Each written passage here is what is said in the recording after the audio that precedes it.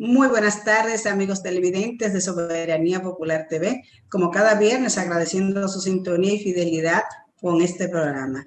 Muy buenas tardes, querida amiga Sonia Uribe, compañera. Buenas tardes, querida Marilis. ¿Cómo está? Espero que se encuentre bien este día. Pues como cada viernes compartiendo con todos nuestros televidentes que nos acompañan en el día de hoy, como has dicho, una semana realmente de muchas noticias, muchas situaciones en nuestro país y que realmente han despertado diferentes tipos de emociones y sentimientos, no solamente desde el punto de vista jurídico, sino también viendo las situaciones que se han producido en estos días, que realmente han conmovido mucho nuestras emociones por todos los casos que lamentablemente no hemos tenido que tocar de frente con relación a esta terrible pandemia que estamos viviendo. Así es, queremos disculpar a la doctora Rosy Escoto que por compromisos de trabajo no está con nosotros, pero ya la tendremos en la próxima entrega de Soberanía Popular TV. Dentro de las cosas buenas de esta semana, queremos aprovechar un evento muy, muy lindo, y es felicitar efusivamente, con mucho cariño, al ingeniero Julio Oscar Martínez Uribe, quien recibe el título de ingeniero civil, nada más y nada menos que del Tecnológico de Monterrey en México, y quien es el hijo de nuestra compañera Sonia Uribe. Muchas felicidades, esta graduación, este logro, graduarse con honores en una institución tan reconocida como el Monterrey de México, sé que es motivo de mucho orgullo y alegría. ¿Verdad, doctora? Sí, gracias, Amarili, la verdad que sí. Como madre me llena de mucha satisfacción realmente el haber logrado que él obtenga su título académico. Como dominicana me siento sumamente honrada porque que se haya podido destacar juntamente con varios dominicanos que estuvieron allá, pues es un motivo de doble orgullo. Y realmente, pues celebramos, pero no por eso podemos dejar ya de ver nuestra realidad y nuestra situación que estamos viviendo en este país. Y doctora, dentro de estas realidades me llamó mucho la atención una noticia que se produce a mediados de la semana y es la declaración que ha dado el asesor para el Ministerio de Salud en torno a lo que refiere a la mortalidad de los enfermos de COVID. Se estableció que el 70% de las personas que han fallecido producto de esta terrible enfermedad, pues no se encontraban vacunadas. Entonces, eso lo que hace es que nos refuerza aún más la idea, nuestro criterio y nuestro consejo que damos cada viernes de la importancia que tiene real efectivamente vacunarse. No solamente es no es una opción que podamos decir si lo hago o no lo hago, es una opción que salva vidas. Y la noticia creo que debemos de ponderarla y tomar en consideración realmente cuál es la importancia de nosotros asumir la vacunación. Ciertamente, yo creo que cada día, cada ciudadano debe preguntarle al que está al lado nuestro: ¿te vacunaste? ¿Cuándo te toca la siguiente?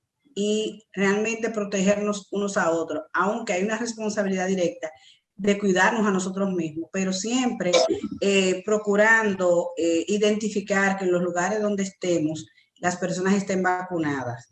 Inmediatamente estemos en un lugar en donde eso no se dé, pues sencillamente, independientemente de que tengamos las mascarillas, el riesgo está. Y creo que al unísono, tanto los familiares como los dueños de negocios, los dueños de empresas, debemos hacer una cadena, una red de cada día sumarnos a esa campaña de vacunación.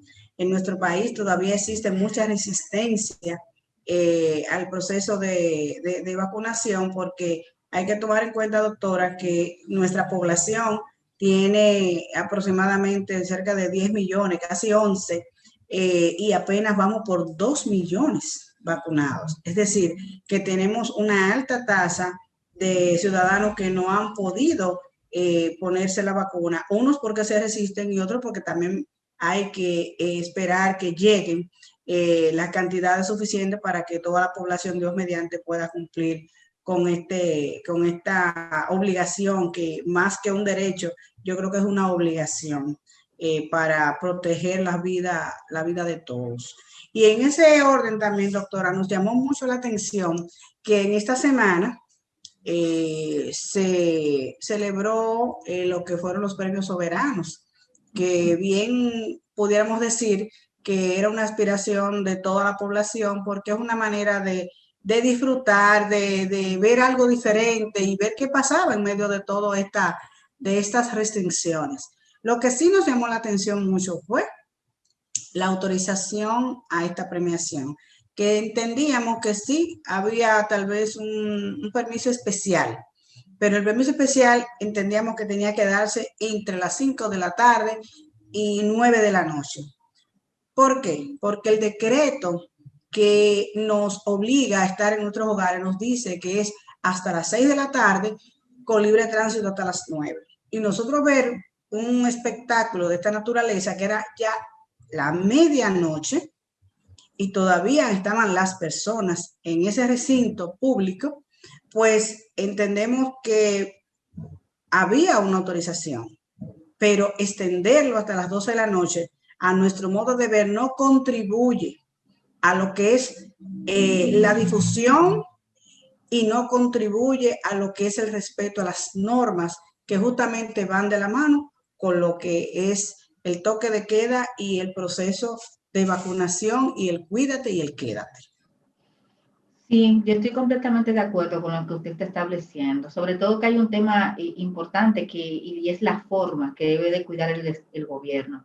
¿Por qué? Porque aquí la ciudadanía tiene la percepción de que este toque de queda es para un grupo de personas. Este toque de queda es para los que viven en los barrios, para los que no tienen la posibilidad, los que no tienen un ellavismo, los que no tienen una cuña.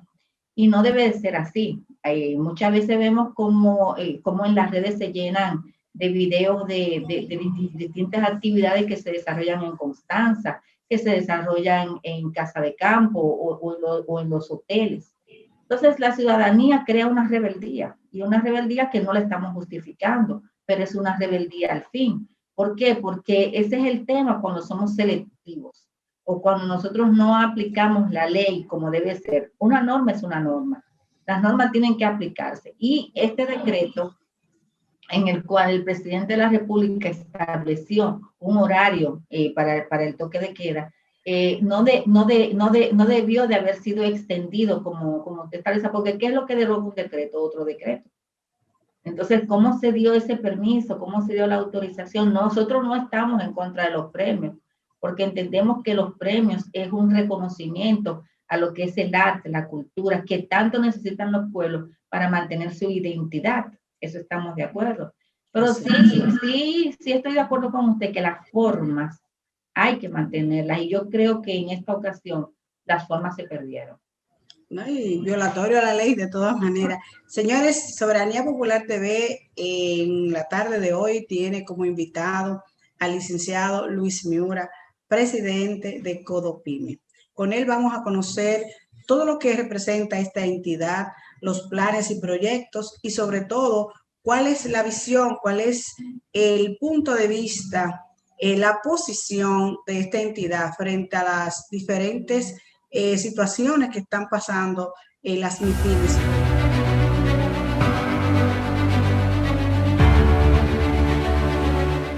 Muchas gracias, amigos, por mantener la sintonía con Soberanía Popular y como ha sido anunciado por nuestra compañera Marilis Durán, hoy tenemos un invitado realmente que se encuentra en lo que es la palestra pública en estos días y una persona con la que no solo vamos a conversar de lo que es la Confederación Dominicana de la Pequeña y Mediana Empresa, Codopime, que él dirige, sino que vamos a hablar un poco de quién es este señor Luis Miura, que es un líder que que tiene la oportunidad en este momento de estar al frente de esta institución. Licenciado Miura, bienvenido a nuestro programa Soberanía Popular. Para nosotros es un placer contar con usted esta tarde de hoy. Espero que se encuentre bien. Muchas gracias, el placer es mío.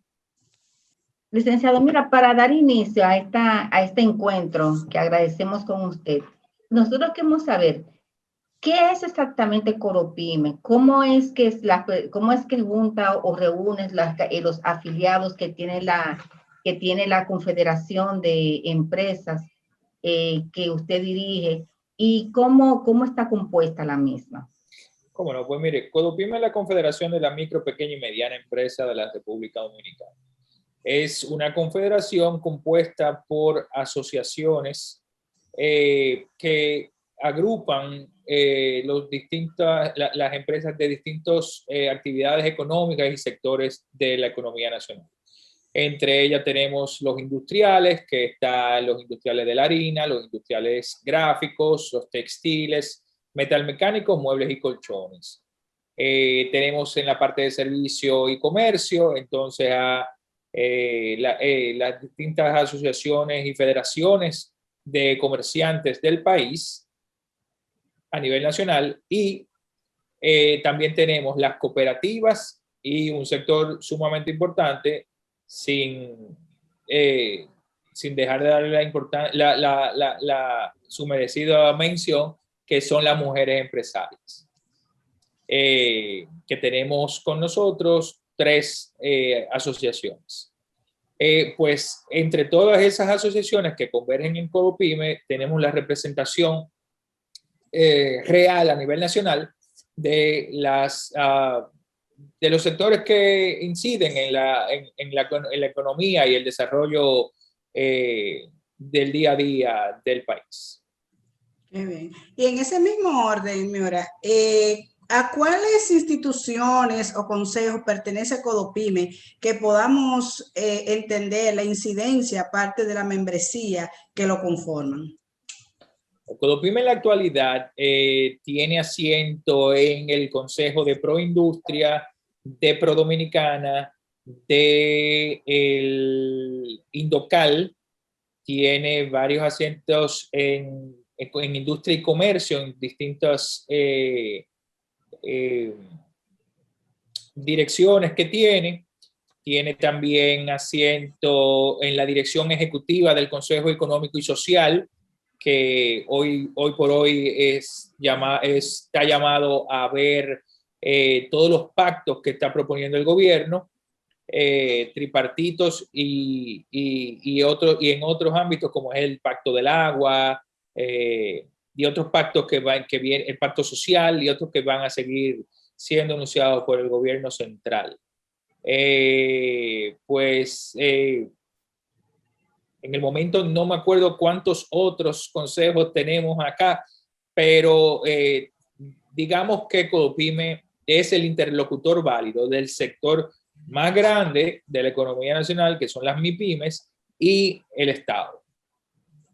Muy interesante, señor Miora. Y una pregunta, ustedes que tienen una conglomeración tan importante de empresas y de fundaciones y de organizaciones, nosotros no imaginamos los retos importantes que debe de tener Codopyme frente a lo que es el tema económico actual. Desde su punto de vista, todas estas empresas, ¿cuáles son los principales retos que a futuro podemos desarrollar o presentar que la misma manejan? Los retos del sector MIPYME, yo te diría que ahora mismo son tantos los retos que el primero es mantenernos enfocados. Después de ese enfoque, digamos que mantener la unión de todo el sector. Importante que nos mantengamos unidos porque son muchos los retos que tenemos que pelear juntos, y solos o separados no vamos a poder. La realidad que vivimos hoy día, luego post pandemia o en medio todavía de esta pandemia, es muy retadora, hasta incierta en un futuro no muy lejano, por lo que las acciones que nosotros tenemos que trazar y llevar a cabo para que el sector en su justa medida no se vea más afectado de lo que ha sido, yo creo que merece muchos esfuerzos y hay que empezar ahora para poder empezar a recoger frutos a mediano y largo plazo. Uno de los retos más importantes, sobre todo, es lograr que la mayor cantidad de empresas permanezcan abiertas y operando, que podamos recuperar el nivel de empleo que teníamos pre-pandemia y que el sector se fortalezca y crezca luego de que sepamos señalar el camino correcto a cada uno de los sectores que convergen en nuestra confederación, para que podamos aprovechar todos estas oportunidades que también brindan y se abren con luego de vivir esta pandemia. Hay un aspecto, Miora, que está muy latente en el sector empresarial y los asociados a Codopime no escapan a ello, y es el tema laboral.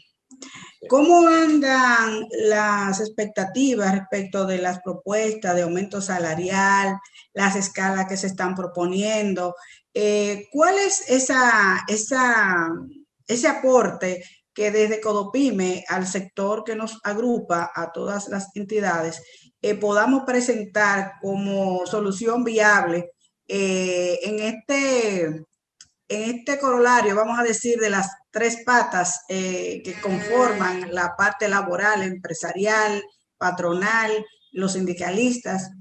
¿Cuál es la visión que tiene Codopime respecto a esto? Bueno, primero que nada, ahora que se acerca la discusión del Comité Nacional de Salario, lo primero es enfatizar de que nosotros no vamos a participar de ninguna discusión sin que se tome en consideración la clasificación empresarial. La clasificación empresarial es un mandato de ley. Hay una sentencia incluso que le impone luego del desacato del Ministerio de Trabajo de la gestión anterior en el último Comité Nacional de Salario. Entonces, ahora mismo es una condición sine qua non. Luego de que tengamos las garantías de que la clasificación es un hecho, nosotros entonces sí nos abocaremos conjuntamente con los demás actores del sector empresarial, Copardón, CONEP, ARD, Zona Franca, Guardianes y demás, entonces a una discusión del porcentaje del aumento salarial que sea necesario o que sea prudente y posible en estos momentos. Nosotros estamos muy conscientes de que un reajuste es necesario porque la verdad es que el costo de la vida ha aumentado mucho por coyunturas y por estas mismas situaciones que estamos viendo. Y que lo que se haga tenga una base real y social para que ese aumento surja a su efecto en el poder adquisitivo de nuestros empleados.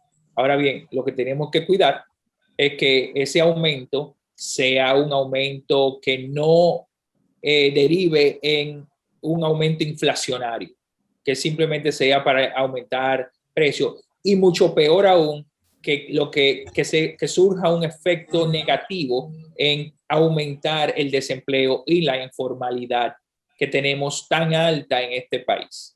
Apenas nos estamos recuperando de esta pandemia y todavía, según los números de la TCS, tenemos 90 y pico de mil empleados que no han podido regresar a sus labores y que duro que vuelvan ya o que puedan regresar a esos puestos de trabajo que tenían antes de que empezara el COVID-19. Entonces, tomando eso en cuenta, nosotros apelamos que el ministro de Trabajo, quien entiendo sería el árbitro entre las partes, tenga la sapiencia y el conocimiento necesario para que tome en consideración estas otras variables al momento de arbitrar el aumento salarial que se discutirá próximamente. Señor Miora, y en ese mismo orden de ideas y siguiendo y haciendo la conexión con lo que usted acaba de expresar, ¿cuál es esa propuesta de clasificación empresarial que Codopime tiene presentado a los fines de poder en un futuro poder ustedes participar en lo que sería el pacto salarial de manera breve o concisa, si no lo puede establecer. Tengo que aclarar que no es Codopime que lo pide, es una ley, es la ley 187-17, que modificó la clasificación empresarial para no solamente el Comité Nacional de Salarios, sino para todas las entidades que usan la clasificación de empresas, el DGI, TCS, Ministerio de Trabajo, muchísimas otras que deben aplicar la misma clasificación, porque anterior a ello, cada quien tenía una clasificación y aplicaba una clasificación diferente, y por eso tenemos todavía tantas distorsiones que no logran dirimirse, y lo que crean son dificultades para el empresario. Entonces, luego de aclarar eso, que no es Codopime, sino lo que queremos es entrar a una discusión basada en la ley. En que se cumpla la ley. En que se cumpla la ley. No seguir discutiendo algo al margen de la misma. Entonces, porque si lo vamos a hacer, lo vamos a hacer bien. Y si no, mejor no se hace. Entonces, es eso, básicamente. Es pidiendo que nos apeguemos y actuemos apegado a la ley para discutir los salarios, y posterior a ello, unificar todas las clasificaciones que tienen otras instituciones del mismo Estado. Bueno, hay algo importante que me gustaría que nos aclararan, mira, en ese orden de ideas. ¿Tú crees que, amén de la clasificación empresarial, todas las empresas estarían en condiciones, amén de esa clasificación, de poder cumplir con un aumento salarial en medio de esta pandemia, en medio incluso que no hay con qué pagar los salarios actuales, en medio de muchas empresas que están en proceso de cierre y todavía estamos medio en pandemia porque estamos con el toque de queda? La realidad es que no, Amarilis. La realidad es que muchas de las empresas están haciendo de tripa corazón para poder mantenerse abiertas. Entonces, un aumento salarial en estos momentos, aunque entendemos que se necesita, estamos conscientes, y mira que hay pocas cosas que a mí me quitan el sueño, y esta es una de ellas.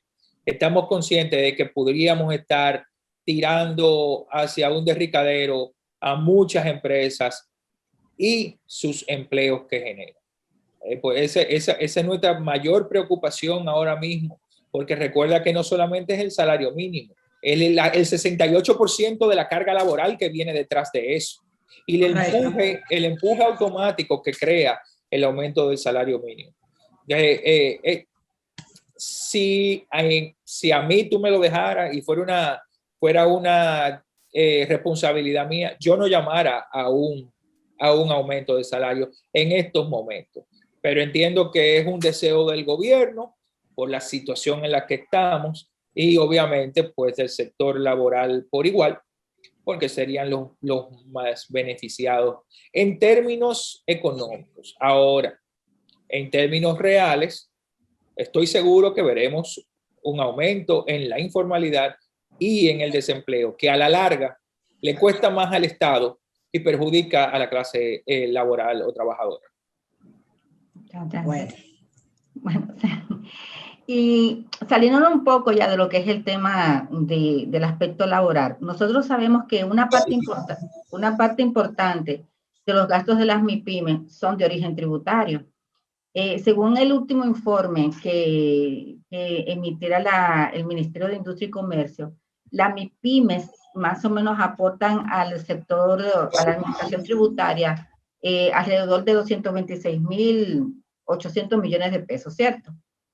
Entonces, a partir de estos datos, Codopime, y como usted bien ha establecido, frente a la gran crisis económica que estamos atravesando, ¿cuáles son las propuestas, o si tienen algún plan para poder paliar el tema tributario en relación a las entidades que forman parte de la misma, o cómo podrán manejarse o se podrá manejar a futuro las empresas que pertenecen al sector y con relación a este tema? Sabe que casualmente hoy nosotros emitimos una nota de prensa agradeciéndole al director de Impuestos Internos, Luis Valdés, una disposición de la eliminación del cobro del anticipo para la micro y la pequeña empresa. Y a su vez le pedíamos que lo hiciera definitivo, la eliminación del anticipo, por lo menos a la micro y a la pequeña, que son las más golpeadas por esta carga, por este tributo. Él tuvo la delicadeza y le agradecemos el gesto de contestarnos inmediatamente y agradecernos la nota y de aclararnos de que para eliminarlo definitivamente habría que modificar el código tributario. A lo que le contestamos inmediatamente por igual que nosotros estábamos prestos a ayudarlo y acompañarlo para ello. Y que de lograrlo sería una gran ayuda para el sector. Porque eso fue, tengo entendido, que pues yo era chiquito todavía, que eso fue algo transitorio y se quedó. Algo transitorio, sí. Aquí la mayoría de los transitorios se fijan en el tiempo. Entonces sería volver atrás y eliminar el anticipo, por lo menos para esos dos renglones dentro de las MIPYME, porque entendemos que ayudaría mucho a los emprendedores y al crecimiento de la micro, o sea, de ayudarlas a sobrevivir esos 3-5 años, primeros años de operación, que son los críticos para las empresas o para la mayoría de las empresas. Ciertamente fue un impuesto transitorio, doctora y señor Miura, y que en su momento, cuando se emitió, hablaban de que era un obstáculo para el crecimiento empresarial. Y lo es, lo sigue siendo. No, lo que pasa es que lo transitorio, si conviene al fisco, pues juega al olvido. Y si no hay una presión justamente del mismo sector empresarial y la sociedad civil, pues lo dejan así. Yo creo que tenemos que volver al inicio porque se hace necesario la eliminación definitiva de esos anticipos, de lo que uno no ha producido, tener que pagarlo. Realmente crea mucha distorsión en lo que tiene que ver con la parte operativa de las entidades. Señores, tenemos que ir a una pausa y luego de la misma vamos a dejar previamente una pregunta para el licenciado Miura y que sé que será de mucho interés la respuesta para los queridos televidentes, y es saber de los acuerdos que tiene Codopime de cara a las facilidades, a lo que son sus miembros. Estamos hablando en términos crediticios. Luego de la pausa, volvemos.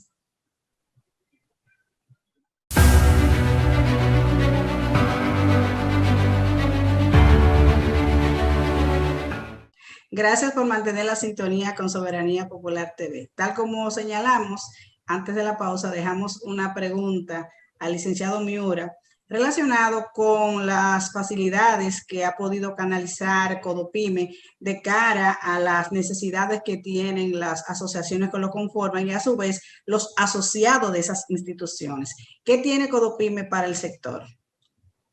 Bien, pues mire, doctora, nosotros hemos... y ahorita se me olvidó mencionarlo, nosotros tenemos asiento también en el Consejo de Promipyme y por tanto hemos logrado acuerdos con el director para incluso dentro de la oficina de Codopime tener a un agente facilitador para esos préstamos y esas solicitudes que hacen los asociados de nuestros asociados.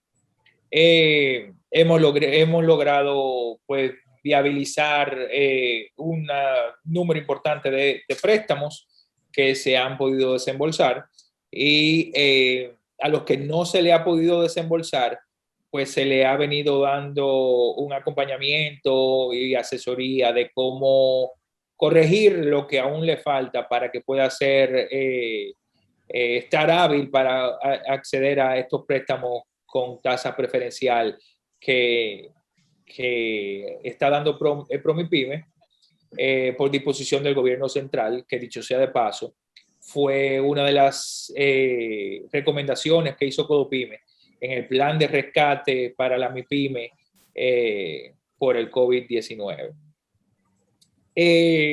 Aparte de eso, pues porque no todo es préstamos.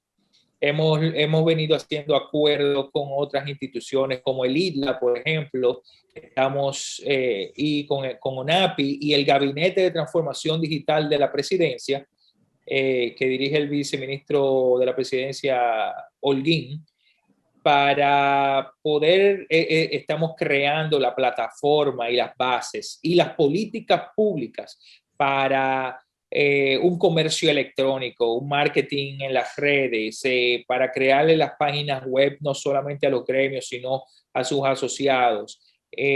Enseñarles a utilizar todo ese campo que ofrece la digitalización para beneficio de sus empresas y personal. Hemos estado en la elaboración de un acuerdo con el Instituto Tecnológico de San Luis y de San Cristóbal para que nuestros afiliados puedan tener acceso a una mano de obra más calificada, a que puedan expresar sus necesidades, aquellos quienes puedan pues modernizar sus industrias con tecnología y máquinas nuevas y tal vez una mano de obra, una labor específica que tal vez no se tenga en el Infotep o cualquier otra escuela técnico-vocacional, pues poder buscar alianzas estratégicas y colaboración con otros institutos tecnológicos de fuera que puedan formar nuestros empleados, nuestros estudiantes incluso, en esas tareas que han venido surgiendo fruto de los mismos avances tecnológicos. Con Prosoli también hemos llegado a un acuerdo de colaboración para que podamos tener un intercambio de compromiso social y responsabilidad social corporativa con las MIPYMES, que no sea solamente algo de las empresas grandes y grandes capitales que puedan aportar y desarrollar esa responsabilidad social, sino que sea algo que también pueda surgir en su justa medida desde las MIPYMES y colaborar y contribuir con el entorno donde ellas operan. Ese tipo de acciones hemos venido desarrollándolas. Falta mucho, queremos mucho más. Entre ellos, algo muy importante que quiero hacer referencia es el fondo de garantía. Ese fondo de garantía es sumamente importante, no solamente para la MIPYME, sino hasta para la banca, porque la banca tiene un exceso de liquidez y lo tiene porque tiene camisas de fuerza para poder flexibilizar sus normas y prestarle a ese sector que siempre va a necesitar dinero. Entonces, ellos no nos pueden prestar a veces porque no hay garante o solidario o prendario o mobiliario, lo que fuere, que ese fondo de garantía justamente ha sido creado y diseñado para que aquellos que no puedan poner una garantía de ese tipo puedan tener un aval y acceder a financiamientos en la banca privada y estatal. Entonces, es importante que ese fondo de garantía siga su curso, de que sea apadrinado y promulgado en las cámaras para que para beneficio de todos, porque en realidad que cuando el dinero empieza a fluir y se empieza a mover, pues hasta el Estado es el mayor beneficiario del mismo. Sí, bueno, el fondo de garantía bastante discutido porque recordamos en su oportunidad que el mismo gobernador del Banco Central pues emitió unas opiniones en el cual él se encontraba no de acuerdo con el mismo para el sector financiero, digamos, del sector financiero privado, pues entiende que es una situación que va a cargar porque el Estado debe de garantizar operaciones financieras, pero realmente, como usted bien dice, parte del crecimiento. Y me viene una pregunta, señor Miura, en relación a ese plan de rescate que usted también ha desarrollado para todas las entidades que forman parte de Codopime. Recordemos que hará unos meses atrás fue celebrado el 13º Encuentro Empresarial Iberoamericano en Andorra, España. Y uno de los puntos que más nos llamó la atención a todos nosotros fue con relación a el énfasis que han puesto todos los países con el tema vacunación. En este país, como hemos visto, realmente ha sido un poco controversial, si es obligatorio, si no es obligatorio, si los empresarios tendrán la oportunidad de tener contratos laborales que podrán disolver si tu empleado no se vacuna o no se vacuna. ¿Codopime tiene alguna posición con relación a esto y el tema de la vacunación y la importancia que tiene para el sector empresarial en nuestro país? Claro que sí. Mira, yo creo que la vacunación es lo que nos va a llevar a la nueva normalidad. Es importante que los programas de vacunación, y nosotros en este país tenemos la dicha de tener acceso y en cantidad a esa vacuna, pues no desaprovechemos la oportunidad, sobre todo para las pymes. Un empleado que entre a un taller pyme, sea cual sea, es un gran riesgo para esa empresa, porque sin irnos a extremos, las pymes no tenemos grandes naves, grandes espacios de trabajo. Entonces el contagio puede ser muy fácil dentro de la empresa. Y uno no sabe las comorbilidades que tienen hasta el mismo dueño de esa empresa, que si un COVID llegase pues a matar a esa persona o a ese dueño, es un cierre de la empresa y por ende crearía desempleos. Entonces es importante, sobre todo para el sector MIPYME, que entiendan la importancia de la vacuna. La vacuna es necesaria, aparte de todo aquel fake news que ha salido con el tema de que si chip, que si esto, que si los chinos, que muchísimas cosas que son hasta ilógicas cuando uno las ve con detenimiento, y ideologías y preferencias o creencias religiosas. Yo creo que así como también yo tengo el derecho a ponerme la vacuna, también tengo el derecho a no permitir que alguien pueda poner en riesgo mi salud. Yo entiendo, ya ahí son temas profundos, de que si es constitucional o no constitucional. Para mí eso no tiene que llegar ni siquiera a la Constitución. Es un derecho fundamental de yo cuidarme y exigir que también mi derecho a que no se me contagie.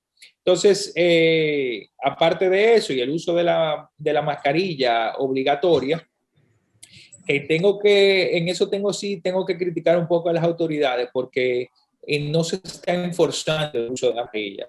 Tú sales a los sitios y ves en la calle la gente anda sin mascarilla como si no pasara nada.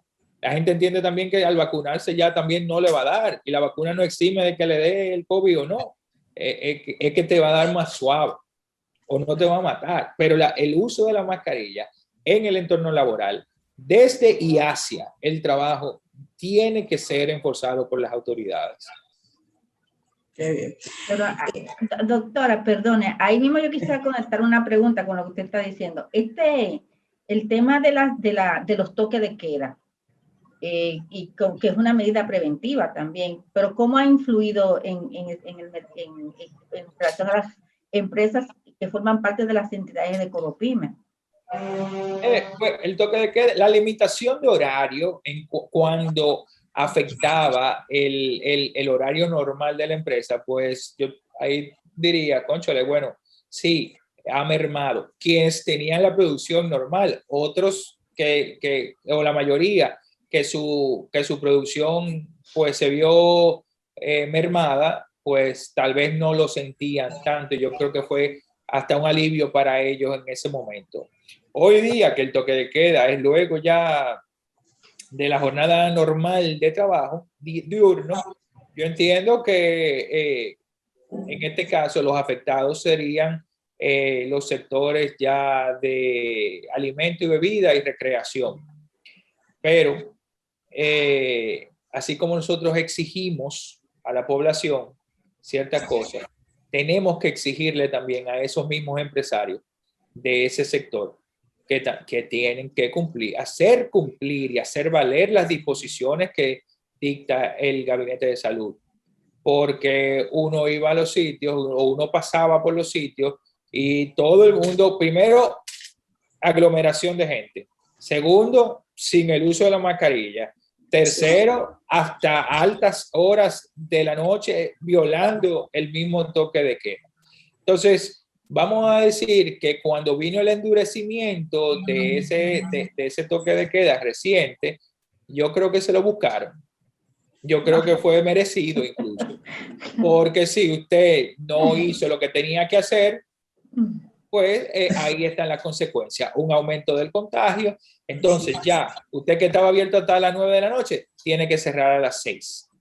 Pero si la gente no pone de su parte, póngala usted, porque también es responsabilidad del dueño de ese establecimiento que las normas se cumplan.